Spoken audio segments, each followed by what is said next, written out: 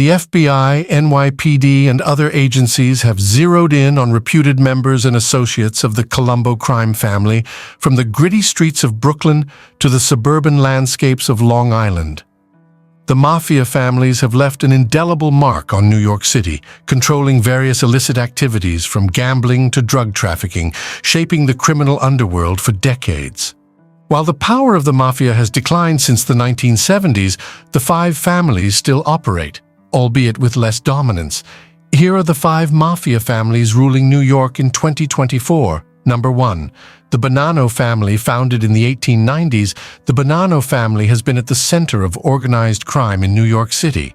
The Bonanno crime family traces its roots back to the town of Castellammare del Golfo in Sicily.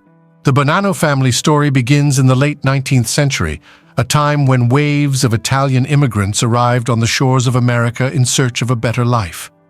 Among them was a young man named Salvatore Bonanno, who would go on to lay the foundation for a criminal empire that would span generations. In the 1890s, Salvatore Bonanno moved his family to New York City and began establishing dominance and control in the Castellammare community of Williamsburg, Brooklyn. While operating in Brooklyn, the Castellammare leaders were able to secure the criminal organization's future. Salvatore wasted no time in making a name for himself, establishing connections with other like-minded individuals who shared his desire for wealth and influence. Together, they formed the early roots of what would later become the Bonanno crime family. In the early years, the Bonanno family engaged in a wide range of criminal activities, from petty theft and extortion to illegal gambling and bootlegging during the Prohibition era. However, it was Joseph Bonanno, the son of Salvatore Bonanno, who would elevate the family to new heights of power. The family's rise to power was not without its challenges. In the 1930s, the Bonanno family found itself embroiled in a brutal internal conflict known as the Castellammare War. This brutal conflict erupted within the family as they vied for control and dominance. In the 1930s, a brutal conflict known as the Castellammare War erupted between two powerful factions within the Italian-American Mafia. On one side was the Sicilian-born Salvatore Maranzano, who sought to establish himself as the undisputed leader of the Mafia in the United States. On the other side was the charismatic and ambitious Joe Masseria, who had already established a strong presence in New York City.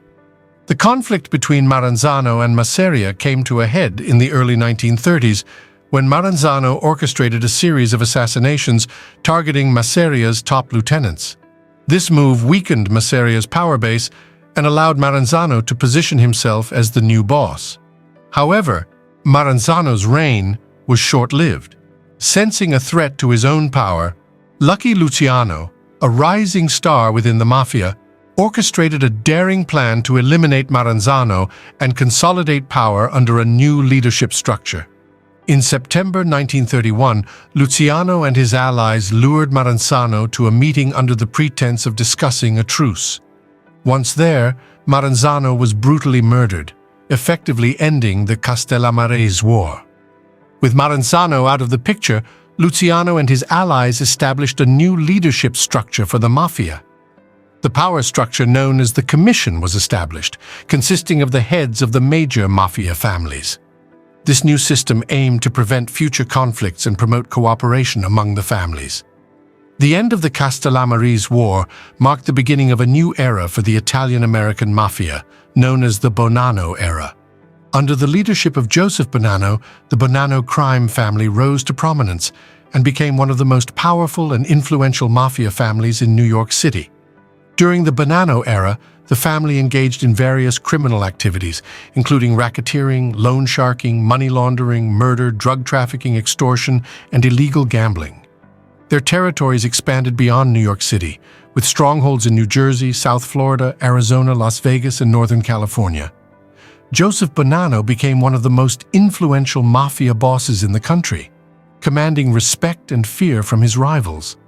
Under his leadership, the Bonanno family expanded its criminal empire, engaging in activities such as racketeering, loan sharking, money laundering, murder, drug trafficking, extortion, and illegal gambling.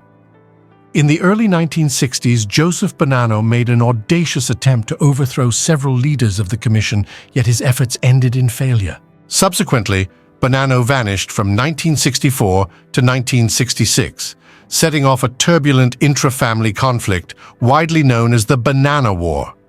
This internal strife persisted until 1968, when Bonanno, having weathered the storm, decided to retire to Arizona. In the 1970s, the family faced a new threat: infiltration by an undercover FBI agent named Joseph Pistone, also known as Donnie Brasco. Pistone, posing as a jewel thief, managed to infiltrate the Bonanno family, gaining their trust and gathering crucial evidence that would ultimately lead to their downfall. The Donnie Brasco operation exposed the inner workings of the Bonanno family, revealing their criminal activities and the identities of key members. The evidence gathered during this operation had far-reaching consequences for the family. In the wake of the Donnie Brasco operation, the Bonanno family faced a devastating blow. They were expelled from the commission, the governing body of the Mafia, stripping them of their seat at the table of power. This expulsion marked a turning point for the Bonanno family. They were no longer recognized as one of the 5 families, losing their status and influence within the criminal underworld. Without the protection and support of the commission, they faced increased scrutiny from law enforcement and rival factions. The Bonanno family struggled to maintain their power and control in the face of mounting challenges, both internal and external. Conflicts and power struggles threatened to tear the Bonanno family apart as rival factions vied for dominance. Amidst this turmoil, in the 1990s, Joseph Massino emerged, seeking to restore the family's power and reputation. By the dawn of the new millennium, the Bonanno family had not only regained their seat on the commission, but had also become the most powerful family in New York. Massino, taking on the role of acting boss, led this resurgence. However, in the early 2000s, a series of convictions culminated in Massino becoming a government informant, making him the first boss of one of the 5 families to do so. As of 2022, Michael Mancuso was the official boss of the Bonanno family. On March 9, 2022, Mancuso was arrested and is under investigation for violating the terms of his supervised release by associating with members of organized crime. Despite these challenges, the Bonanno family remains active and continues to operate in various criminal activities. Number 2. The Genovese family. Also known as the West Side, the Genovese family emerged in the late 19th century, laying the foundation for one of the most powerful and enduring organized crime syndicates in American history. It all began in the 1890s, a time when the city was a melting pot of immigrants seeking a better life. The Genovese crime family surfaced, its roots tracing back to the Morello gang of East Harlem, the city's inaugural mafia family. In 1892, Sicilian immigrant Giuseppe Morello arrived in the bustling streets of New York from the village of Corleone, Italy. Soon, his half-brothers and the entire clan joined him, forming the formidable 107th Street Mob. As the years went by, the mafia family transformed into a criminal enterprise. At the helm of this burgeoning enterprise was a man who would become a legend in the underworld, Charles "Lucky" Luciano. Born Salvatore Lucania in Sicily, Luciano arrived in New York as a young boy and quickly became immersed in the world of crime. Luciano's early years were marked by petty theft and street hustling, but it was his intelligence and ambition that set him apart from the rest. He saw the potential for something greater and set out to build an organized and efficient criminal syndicate. Greater, a criminal organization that would dominate the streets of New York.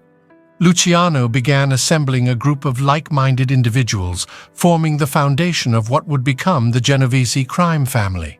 The Genovese crime family operated with a level of organization and discipline that was unmatched. They adhered to a strict code of conduct known as omerta, emphasizing loyalty, secrecy, and non-cooperation with law enforcement.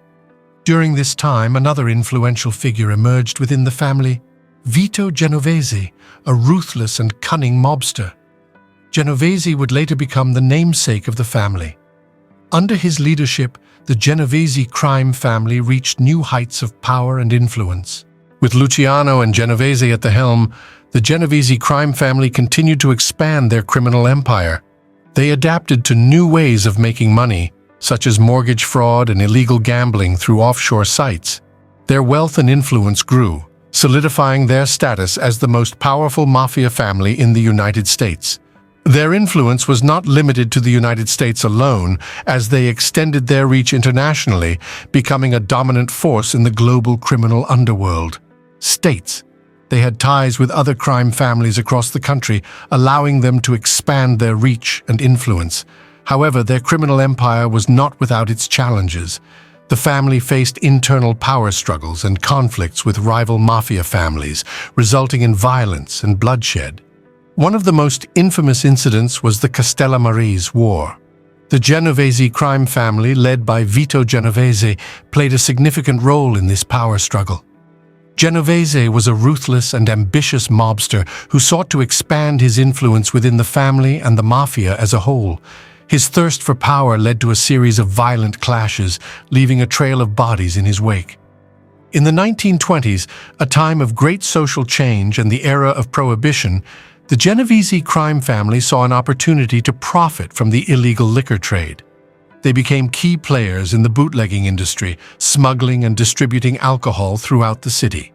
Led by influential figures such as Frank Costello and Vito Genovese, the family established a vast network of speakeasies, turning prohibition into a lucrative business.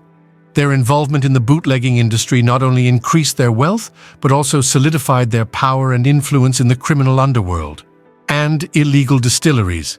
They controlled the flow of alcohol, ensuring their dominance in the underworld and amassing immense wealth. Frank Costello, known as the Prime Minister of the Underworld, was the mastermind behind the family's bootlegging operations. He was a charismatic and cunning figure, skilled in navigating the complex world of organized crime. The family's control over gambling operations extended to horse racing, casinos, and underground card games. They used their influence to manipulate outcomes and ensure their profits remained high. One of the most notorious figures during this era was Anthony "Tony" Bender Strollo, a high-ranking member of the Genovese crime family who played a significant role in their illegal gambling operations. Strollo was known for his ruthless nature and his ability to evade law enforcement. As the years went by, the Genovese crime family continued to adapt to the changing times. They embraced new avenues of criminality such as drug trafficking, which became a lucrative business in the latter half of the 20th century. The family diversified its operations, maintaining its influence and power in the face of evolving criminal landscapes and law enforcement efforts. The Genovese crime family's involvement in drug trafficking allowed them to amass even greater wealth and power. They controlled the distribution of illegal narcotics, establishing connections with international drug cartels and expanding their criminal empire. The Genovese crime family has also faced its fair share of internal conflicts, including power struggles and rivalries that have plagued their history, often leading to violence and bloodshed. One of the most notorious conflicts within the family was the power struggle between Vincent the Chin Gigante and Anthony Fat Tony Salerno. Gigante, known for his eccentric behavior and feigned mental illness, sought to take control of the family, leading to a violent clash with Salerno and his loyalists. Despite Gigante's death in 2005, the Genovese family remained organized and powerful. They adapted to new challenges and continued to engage in various criminal enterprises. Currently, sources indicate that Liborio Barney Bellomo is the reputed boss of the Genovese crime family. Bellomo, a high-ranking member of the family, has adeptly navigated the treacherous waters of the criminal underworld, maintaining the family's dominance in New York and beyond. The family's steadfast commitment to secrecy and loyalty has enabled them to withstand relentless law enforcement efforts, with few members turning state's evidence, a testament to their dedication to the Code of Omerta. Number 3. The Lucchese Family. The Lucchese crime family, a formidable presence among the notorious 5 families reigning over organized crime in New York City, is synonymous with influence and power. The early years of the Lucchese crime family were shaped by the ambition and cunning of its founder, Gaetano Tommy Reina. Born in Corleone, Sicily, Reina immigrated to the United States in the early 1900s, seeking a better life. Little did anyone know that he would go on to establish one of the most notorious crime families in American history. Reina's journey began in the bustling streets of New York City, where he quickly became involved in the criminal underworld. He started small, engaging in petty crimes and establishing connections with other like-minded individuals. As Gaetano Tommy Reina gained experience and influence, he realized the potential for power and wealth within organized crime.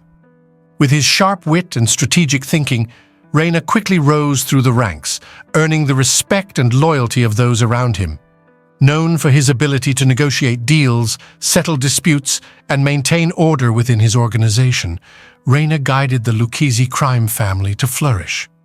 Under Reina's guidance, the Lucchese crime family expanded their operations beyond bootlegging, venturing into other criminal activities such as racketeering, robbery, and illegal gambling. One of the key industries controlled by the Lucchese family was the garment industry in New York City. Reina recognized the profitability in this sector and used his influence to extort money from garment manufacturers and unions through blackmail, violence, and other coercive methods. The Lucchese family ensured a steady stream of income from the garment district. Tragically, Reina's reign came to an abrupt end in 1930 when he was assassinated by members of his own family who were dissatisfied with his leadership. Following Reina's death, Tommy Gagliano emerged as the new boss of the Lucchese crime family. Gagliano, a trusted lieutenant of Reina, had the respect and support of the family's members. Under his leadership, the Lucchese family continued to grow and solidify its position in the criminal underworld. Gagliano's reign was marked by a period of relative stability and expansion. He maintained the family's control over the garment industry and further diversified their criminal activities. However, Gagliano's leadership was cut short when he passed away in 1951. His death marked a transition period for the Lucchese crime family as new leaders emerged to take the reins. One of the most influential figures in the family's history was Tommy Lucchese, a close associate of Gagliano. Possessing a strategic mind and a keen understanding of the criminal underworld, Lucchese quickly rose through the ranks, trusted advisor to Gagliano, and played a crucial role in expanding the family's operations. Under Lucchese's leadership, the Lucchese crime family reached new heights of power and influence. Lucchese had a stronghold on the garment industry in New York, controlling various crime rackets for the family. His ability to negotiate deals and forge alliances with other crime families solidified the Lucchese family's position as one of the most powerful in the American Mafia. However, the Lucchese family's rise to power was not without its share of challenges. Internal conflicts and rivalries within the organization posed constant threats to their stability. Additionally, law enforcement agencies were constantly on their trail, seeking to dismantle their criminal empire. Despite these challenges, the Lucchese crime family continued to thrive, adapting to changing times and expanding their operations. After the passing of Tommy Lucchese, the Lucchese crime family experienced a period of transition and uncertainty. Carmine Tramunti, a trusted member of the family, briefly took the reins as the boss. However, his time as the leader of the family was short-lived and marked by a major setback. Tramunti's downfall came in the form of a major heroin network that he had been secretly funding. Law enforcement agencies caught wind of the operation and launched an investigation, leading to Tramunti's arrest and subsequent conviction. With Tramunti out of the picture, Anthony Corallo, also known as Tony Ducks, emerged as the new boss of the Lucchese crime family. Corallo was a shrewd and powerful figure known for his intelligence and ability to navigate the complex world of organized crime. Under his leadership, the Lucchese family continued to thrive, expanding their criminal operations and solidifying their position within the American Mafia. Corallo's influence extended beyond the Lucchese family. He became one of the most powerful members of the Commission, the governing body that oversaw the activities of the five families. Corallo's position within the Commission gave him significant power and influence, allowing him to shape the direction of organized crime in New York City. However, Corallo's reign as the boss of the Lucchese crime family was not without its challenges. In 1986, the Mafia Commission trial sent shockwaves through the criminal underworld. The trial exposed the inner workings of the Mafia and led to the conviction of several high-ranking members, including Corallo himself. The Lucchese family's reputation as a formidable force within organized crime was tarnished, and their operations were significantly impacted by the arrests and testimonies of their members. The Mafia Commission trial marked a turning point for the Lucchese crime family and the American Mafia as a whole. It dealt a major blow to their power and influence as law enforcement agencies intensified their efforts to dismantle organized crime networks. In the late 1980s, the Lucchese family faced a period of turmoil under the leadership of Victor Amuso and Anthony Casso. Amuso, the official boss of the family, and Casso, his underboss, ordered the execution of anyone they deemed troublesome or disloyal. This reign of terror led to several family members turning informant and cooperating with law enforcement agencies. The FBI eventually captured Amuso and Casso, bringing an end to their reign of terror. Both were sentenced to life in prison, further weakening the Lucchese family's operations and influence within the criminal underworld. With Amuso and Casso out of the picture, the Lucchese family found itself in a state of disarray. Various factions within the organization vied for control, leading to internal conflicts and violence. In recent years, the Lucchese family has faced numerous indictments and arrests.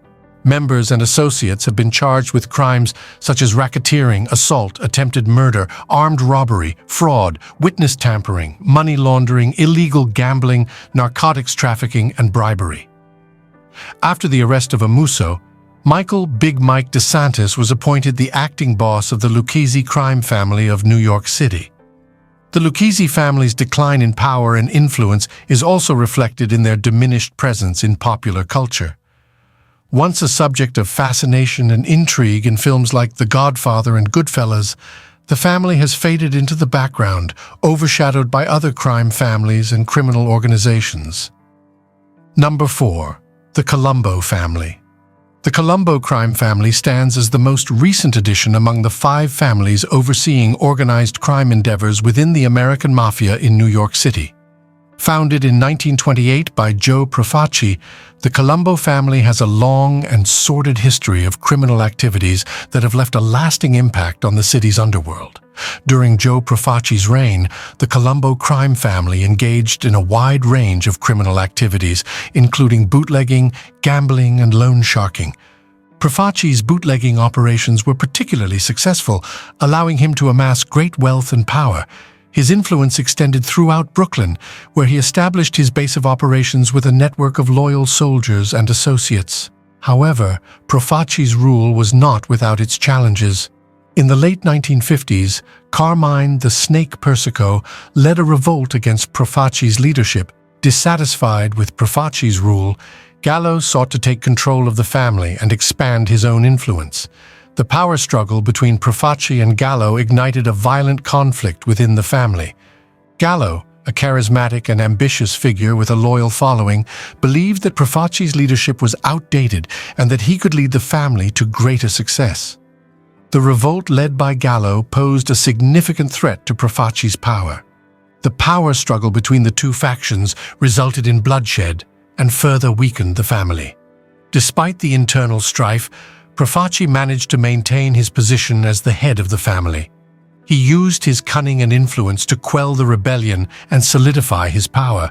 However, the conflict left a lasting impact on the family, setting the stage for future power struggles and internal conflicts. By the late 1950s, Profaci's rule over the Colombo crime family began to wane amidst the changing landscape of organized crime, with the rise of the Italian-American Mafia and the increasing influence of other families. Profaci faced new challenges as he struggled to adapt to changing dynamics and maintain his dominance. During this time, he encountered increasing pressure from law enforcement, who were cracking down on organized crime, scrutinizing Profaci's activities. This resulted in several indictments and legal troubles for Profaci and his associates. In late November 1961, Joe Gallo was sentenced to 7 to 14 years in prison for murder.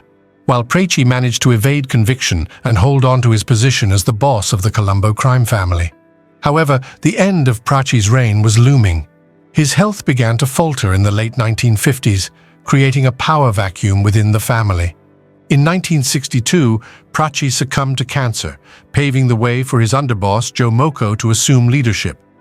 Internal strife persisted with factions led by Joe Gallo and loyalists to Preci engaging in a power struggle. In 1963, Joseph Bonanno of the Bonanno crime family devised a plan to eliminate rivals within the Mafia Commission, seeking Moco's support. The plan took a dark turn when Magliocco assigned the task to hitman Joseph Colombo. However, Colombo betrayed the plot, revealing it to Lucchese and Gambino. In recognition of his loyalty, the commission granted Colombo leadership of the family, renaming it the Colombo Family. At 41, Colombo became the youngest and first US-born New York Mafia boss. After a stint in prison, Joe Gallo aimed to strengthen his influence. Colombo extended an olive branch with an $11,000 peace offering, but Gallo demanded $100,000, leading to Colombo's rejection and the initiation of the Second Colombo War. The conflict erupted in 1971, proving brutal and bloody. Ultimately, Colombo was shot and killed, and Carmine Persico assumed leadership of the family. Violence and intimidation intensified as both sides vied for dominance, with casualties mounting during the protracted war. Members and associates of the Colombo crime family became targets, leading to a surge in assassinations and violent confrontations. New York City's streets transformed into a battleground as rival factions clashed for control. The toll of the war was particularly devastating for the Colombo crime family, with 12 members losing their lives, leaving the family weakened and vulnerable. The violence drew intense scrutiny from law enforcement agencies, who escalated efforts to dismantle the family. In 1993, after more than 2 decades of violence and internal strife, a peace agreement was reached. Carmine Persico emerged as the victor, solidifying his position as the boss of the Colombo crime family. However, the victory came at a heavy cost. The war had left the Colombo crime family weakened and fractured.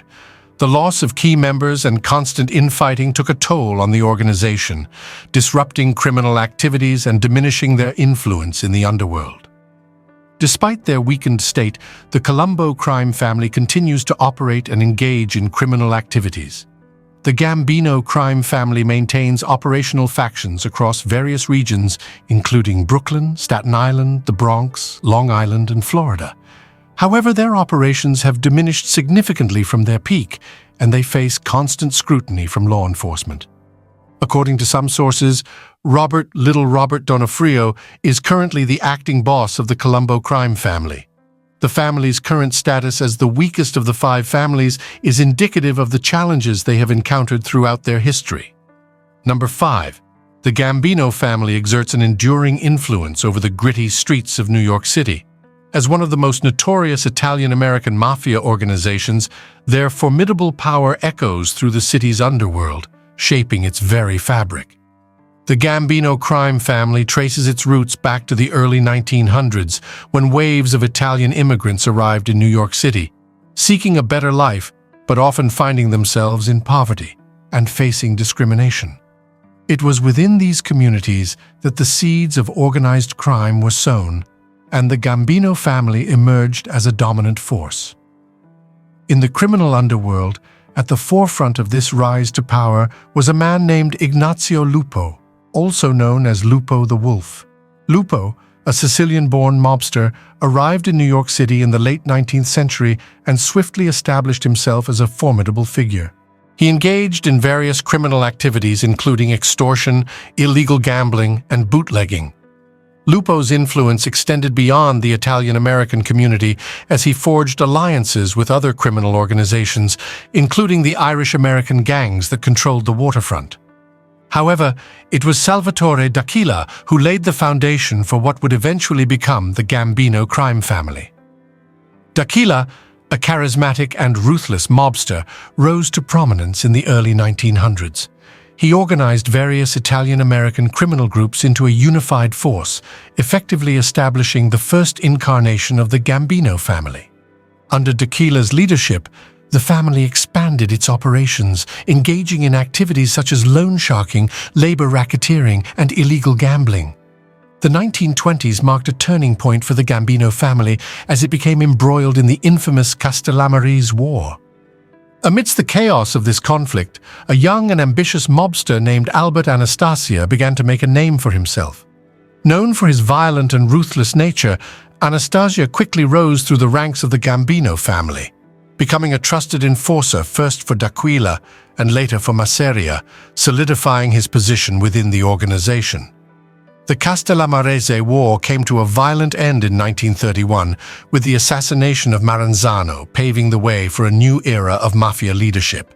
It was during this time that Charles "Lucky" Luciano emerged as a key figure in the criminal underworld. However, the rise of the Gambino family faced a major setback in 1957 when Albert Anastasia was assassinated in a barbershop in New York City. This shocking act of violence reverberated through the criminal underworld and marked the end of an era. With Anastasia's death, a power vacuum emerged, and Carlo Gambino stepped in to fill the void. Known for his quiet and calculating demeanor, Carlo Gambino assumed leadership as the new boss of the family. Under his leadership, the Gambino crime family experienced unprecedented growth and prosperity. Gambino was a master strategist, forging alliances with other criminal organizations and expanding the family's influence far beyond New York City. Their territories extended into Long Island, New Jersey, Western Connecticut, and even as far as Baltimore, South Florida, Tampa, Atlanta, Los Angeles, and Sicily. This extensive network enabled them to engage in a wide range of illegal activities, including racketeering, extortion, fraud, drug trafficking, and prostitution. During this period, the Gambino family formed alliances with other criminal entities, further solidifying their position in the underworld. These partnerships provided the family with additional resources and protection, facilitating the expansion of their criminal enterprises and bolstering their dominance. However, the Gambino family's expansion and influence were not without challenges and rivalries. One of the most notable conflicts during this period was the rise of John Gotti, a charismatic and ambitious capo within the family. Gotti believed that the family had strayed from its traditional values and focused too much on white-collar crimes. He advocated for a more hands-on approach to criminal activities, including the traditional rackets of loan sharking and gambling.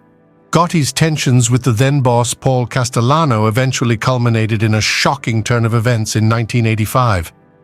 Gotti orchestrated the murder of Castellano outside a steakhouse in Manhattan, sending shockwaves through the criminal underworld. This brazen act of violence solidified Gotti's position as the new boss of the Gambino family and marked a significant shift in its direction. Under Gotti's leadership, the Gambino family became even more notorious. His flamboyant lifestyle and ability to evade law enforcement earned him the nickname the Teflon Don. However, Gotti's reign would be short-lived. In 1992, Gotti's underboss Salvatore "Sammy the Bull" Gravano cooperated with the FBI and testified against him. Gotti was subsequently convicted of murder and racketeering, leading to his downfall. Thank you for watching this video on the history of the Gambino crime family. Despite the downfall of John Gotti, the Gambino family has persisted, adapting to challenges and maintaining its structure with bosses, underbosses, and consiglieres overseeing operations. Recent years have seen significant events, including the assassination of Frank Cali in 2019, which led to a period of transition within the family. Domenico Cefalu assumed the role of acting boss, illustrating the fluidity of leadership within the organization. If you enjoyed this video, please like, subscribe, and click the bell icon to receive notifications for more content like this. You can also click on one of the boxes on your screen to watch related videos. Thank you again for watching, and we'll see you next time.